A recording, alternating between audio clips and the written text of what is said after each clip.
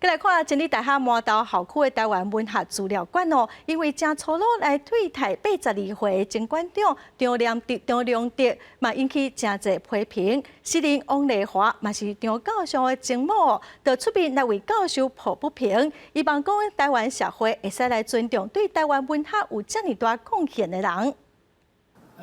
喙笑目笑咧现日本时代台湾少年宫的资料，这是2015年张良德教授伫真理大学麻豆台文馆内底的画面。迄当时教授座位边仔拢是册甲资料，毋过无偌久进前，学校锁连大门，拢无爱互伊入去。你是台湾第一间台湾文学系，老实讲，这是恁的强项呢。恁不但无去保护、无去推广的时阵，恁反过转来你甲打压。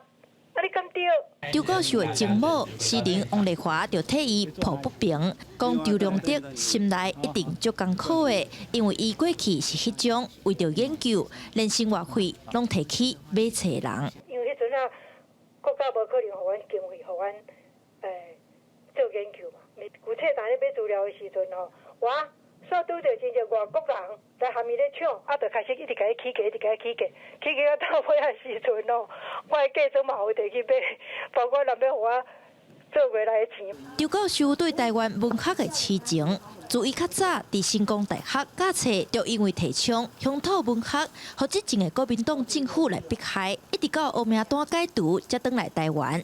后来，伫真理大学创办台湾第一个台湾文学系，做第一届系主任，成立台湾文学资料馆。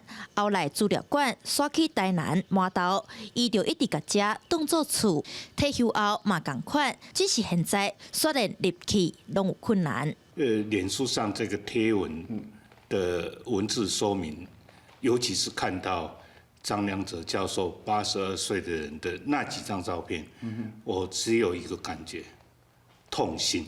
历史的根基竟然毁于一旦，我认为这个是不智啊！我认为可能是真理大学的不智。作家陈鸿明、等等文学界人士拢同齐乌演，嘛有真侪人伫真理大学的面册发声，爱校长出来回释咧，希望长期伫台文馆复出的张教授得到合理的对待。记者陈雅文、许凯、贾桂玲综合报道。